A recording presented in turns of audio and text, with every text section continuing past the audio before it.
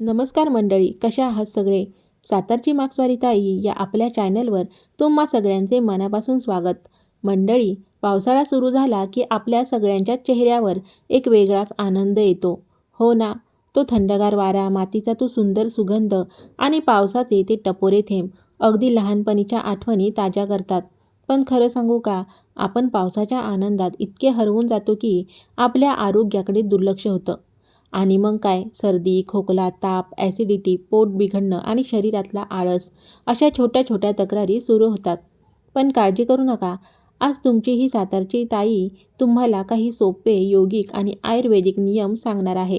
जर आपण हे नियम पाळले ना, तर या पावसाळ्यात आपण आजारी न पडता एकदम फिट आणि एनर्जेटिक राहू शकतो. चला तर मग जाणून घेऊया पावसाळ्यात काय करावं आणि काय टाळावं. तर नंबर 1, पाय गरम पाण्यात ठेवा. पहिली आणि महत्त्वाची गोष्ट म्हणजे जर तुम्ही पावसात भिजून घरी आला असाल तर सगळ्यात आधी आपल्या पायांना शेक द्या. काही मिनिटांसाठी पाय कोमट पाण्यात बुडवून ठेवा. त्यामुळे शरीराला लगेच ऊब मिळते.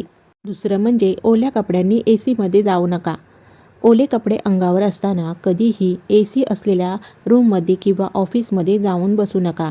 यामुळे सर्दी, खोकला होण्याची शक्यता खूप जास्त वाढते. 3, दिवसा झोपणं टाळा. आयुर्वेदानुसार पावसाळ्यात दिवसा झोपणं पूर्णपणे टाळलं पाहिजे. दिवसा झोपल्यामुळे आपली पचनशक्ती कमकुवत होते आणि सुस्ती वाढते. खूप थकवा असेल तर 15 ते 20 मिनिटांची एक छोटीशी डुलकी चालेल, पण तासनतास झोपणं अगदी टाळा. योगासने आणि प्राणायाम, शरीरात उष्णता निर्माण होईल अशा गोष्टी करा. प्राणायामामध्ये कुंभक आणि अनुलोम विलोमचा सराव करा. तसेच कपालभाती देखील करू शकता. यामुळे शरीरातील मेटाबॉलिझम सुधारते. आयुर्वेदानुसार सकाळी 6 ते 10 आणि संध्याकाळी 6 ते 10 ही वेळ व्यायामासाठी सर्वोत्तम मानली जाते. तसेच तुम्ही शांत बसलेले असताना डोक्यावर टोपी किंवा स्कार्फ ठेवा, जेणेकरून डोकं थंड होऊन शिंका येण्याचा त्रास होणार नाही. नंबर 5, आहार कसा असावा?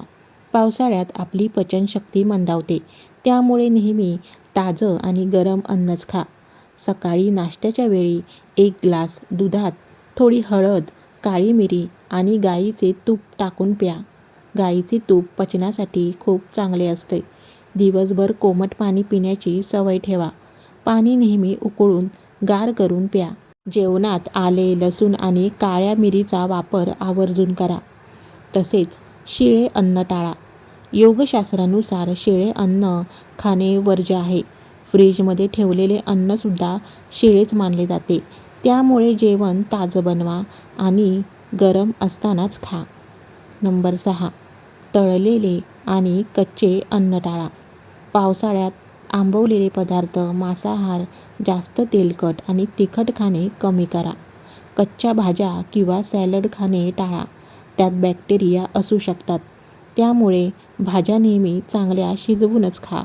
तुम्ही म्हणाल, ताई मग पावसाळ्यात भजी खायची नाही का? खा ना, पण भजी किंवा पकोडे खाल्ल्यानंतर लगेच गरम पाणी प्या आणि जमल्यास मिठाच्या कोमट पाण्याने गुळण्या करा. म्हणजे घसा खराब होणार नाही. तसेच दह्याचे नियम. दही पचनासाठी उत्तम आहे, पण पावसाळ्यात रात्रीच्या वेळी किंवा जास्त आंबट दही खाणे टाळा. दही खायचे असेल तर ते दुपारच्या जेवणात किंवा नाश्त्यात घ्या.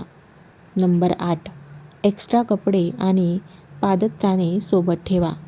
पावसाळ्यात बाहेर जाताना नेहमी बॅगेत कपड्याची आणि चपलांची एक जास्तीची जोडी सोबत ठेवा. ऑफिस किंवा कामाच्या ठिकाणी पोहोचताच ओले कपडे बदलून सुके कपडे घाला. ओल्या कपड्यांसह पंख्याखाली बसू नका. यामुळे छातीत कफ किंवा श्वसनाचे त्रास होऊ शकतात. नंबर 9, पायांची काळजी. Fungal infection. पावसात पायाची बोटे आणि त्यामधील त्वचा नेहमी ओली राहते, ज्यामुळे फंगल इन्फेक्शन किंवा खाज येण्याचा त्रास होतो. म्हणूनच बाहेरून आल्यावर तसेच सकाळी आणि रात्री झोपण्यापूर्वी पाय स्वच्छ धुवून कॉटनच्या कपड्याने बोटांमधील जागा नीट कोरडी करा. ताईंनो, या सगळ्या आरोग्य टिप्ससोबतच आणखीन एक महत्त्वाची गोष्ट म्हणजे पावसाळ्यात रस्त्यावर अपघात खूप वाढतात. कुठे तेल सांडलेलं असतं तर कुठे रस्ता निसरडा झालेला असतो. त्यामुळे गाडी नेहमी बेताच्या वेगाने आणि काळजीपूर्वक चालवा. वळणावर अधिक सतर्क राहा. जीव आहे तर जहान आहे, त्यामुळे घाई गडबड करू नका.